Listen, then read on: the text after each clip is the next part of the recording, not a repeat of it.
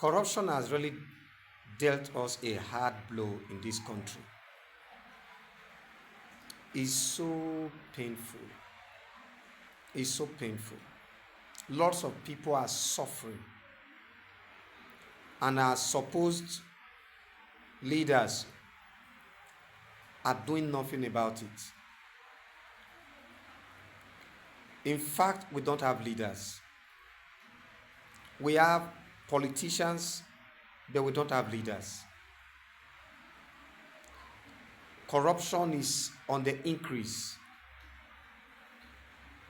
Things are getting cost in the market. We are losing our experts to other countries. Every day people are leaving this country. In fact, people celebrate visa in this country like no other country. It's such a shame. I'm going to show you a video and I want you to watch it and see the height of corruption in our government. Please like, comment, and share. Watch this video and share your thoughts. How bad is corruption in the Nigerian government or in the Nigerian system? Some of the things I recovered were returned back to, the people will recover those things from. For instance, there was this case of somebody will recover 80 S-Class Mercedes-Benz car, brand new, houses, farms, motorcycles, and so forth. In a house in Jabi, under information, we got intelligence, and we went there, we saw all those things. I wrote to the customs, the DG of customs, do these people pay custom duties on these vehicles? 80 brand new S-Class, armored plated. The CG of customs said no, they didn't pay.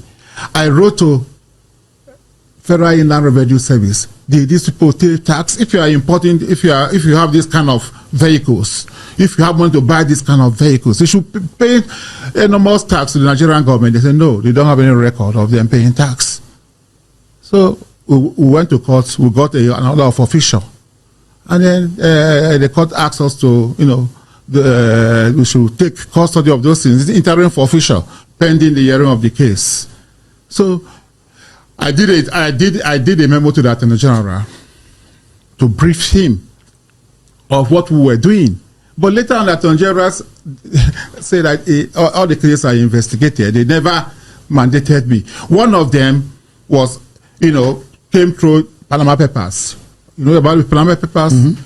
A Nigerian senator, former military governor, was mentioned that he has properties in offshore islands. Since I didn't have the structures to investigate this issue, which is overseas, I went to the DG, NIA, said, look, please, let us work together to do this investigation. And they did the investigation. The report was sent to me. I sent one to the president and I sent one to the Attorney General that this man has over 200 million pounds in the offshore islands. A former governor, a sitting senator. He's no longer in the Senate. No, at the time. At that time, he was a sitting senator. But he had been president of the Nigerian Senate. But nothing happened. Not till today. What of the $69 billion? I got a letter, I didn't prompt them, from an American law firm saying that they have assets or access to a bank account in Texas that has over 69 billion US dollars. Proceeds from stolen crude oil. And the 9 billion, 69, the proceeds from the crude oil is 60 billion. The 9 billion is, they mentioned the name, Patrick Aziza, who was National Security Advisor. And I thought it was beyond me, so I wrote to the president that this is what this firm has, alleged. Yes, that they are asking for money, that if we make some more payment available, that they will give us the bank, not the holders of the account number, the bank accounts, and so forth and so on.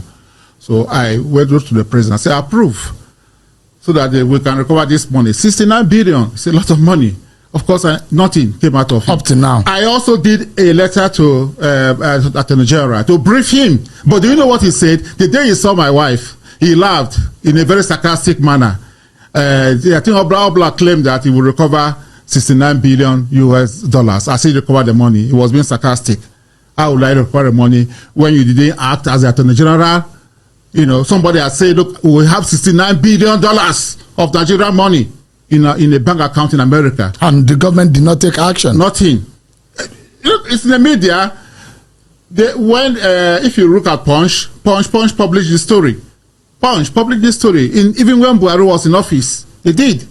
I think if I would download it and send it to you, nothing was done. It feels like the government you work for was a failure in that respect. Why I have said so, that I was disappointed, because I believe so much in, the former president, and I worked passionately for him. But I mean, would you attribute the underdevelopment of our country today to corruption? Why not?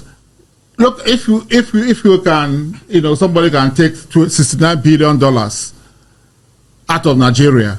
If we have $69 billion, our universities will change. Our polytechnics, our secondary schools, we'll have water. And this is just a tip. That is just a tip of the iceberg. There are so much more. More. If you don't get it, forget about it.